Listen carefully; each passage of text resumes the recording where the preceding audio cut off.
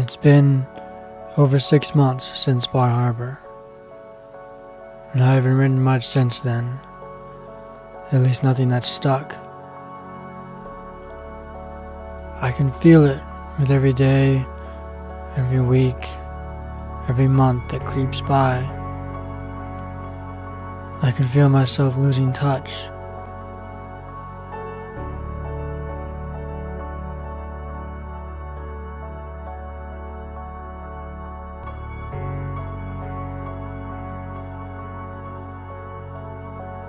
I've been going through the motions of waking up, skipping breakfast, showing up to work 10 minutes late.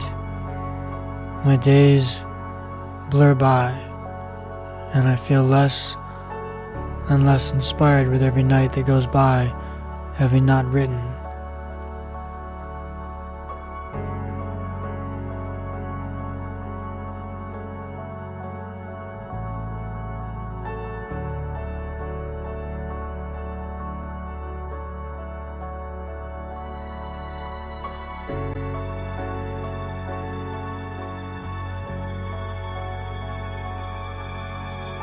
Everything Amanda and I have worked towards the last 4 years is on these tapes. Everything. Everything on these tapes has cost us, and a few dozen other generous people, a collective effort of $35,000 and counting. These tapes almost cost Amanda and I our friendship.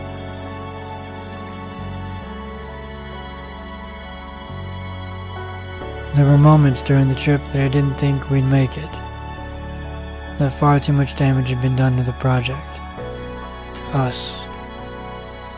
Damage we couldn't take back, damage we couldn't move past.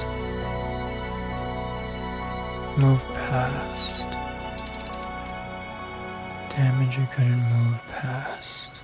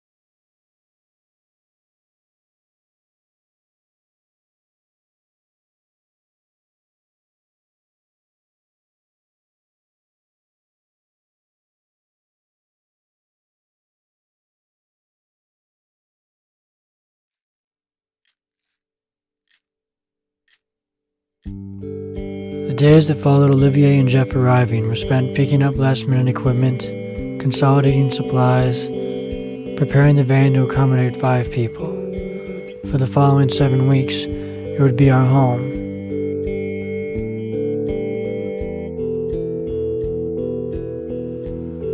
We picked up Olin from LAX on the 1st, and that night Jeff prepared an amazing going-away dinner. The following afternoon, we said our goodbyes to family and friends, and at 1:51 p.m. on June 2nd, I twittered that we were driving north on the 101.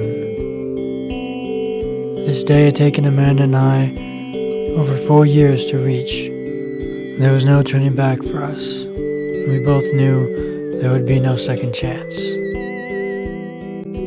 I wondered if it had ever dawned on the three of them as we drove north for 3 days, just how unbelievable it was to be leaving behind everything they knew, to spend the next 2 months of their lives filming and living out of a rental van for a person they never met. What kind of person does it take to so eagerly accept such risk, to put so much at stake? I thought often about the character it suggested in them, and I wondered if I could ever do something like that. Could I ever be so trusting, so open? It felt intimidating to admit that I didn't think that I could, which only seemed to add to my insecurities and accentuate my fears that I would fail and disappoint everyone who had believed in me. Larry and Jay took a flight from Reno to Seattle the morning of the 5th. It was the first time Amanda had met either of them, and it was only the second time that I had.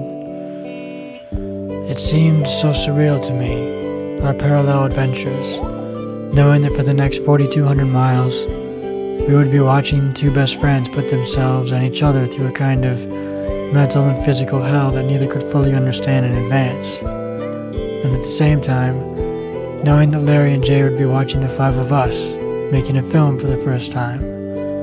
There was an understanding that everyone was nervous in their own way, that everyone didn't know how this would turn out, that the odds were stacked against all of us. That night we filmed what would be the first official shots of the project, watching the sun burn up the heavy clouds above the Pacific. Larry and Jay sat quietly on the shore, drinking a bottle of wine. Watching them, I remembered the anxiety I felt the night before my first trip. I remembered how impossible it was to fall asleep, how I felt on the verge of something exciting, something that would change who I was. I'd always felt the trip was a subtle experience, but I couldn't help but wonder from an outside perspective if I would see the changes they were going through, if they would be obvious to me. I was unusually confident that no matter how the project turned out, if it was a success or an utter failure, at least we could look back, as cliche as it sounded out loud, 10, 20 years from now, and know that we tried, that we set out to do something that we said we were going to do, when many probably never believed we really would. We put ourselves through the incredibly exhausting and stressful, uncomfortable and crushing experience of making a highly ambitious documentary. And at least we'd have these memories, both the good and the terrible.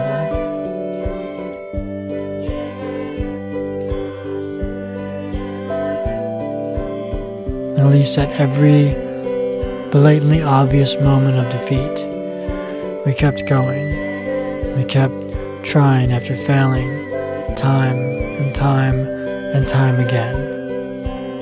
And for that, I believe we are stronger as individuals and as friends.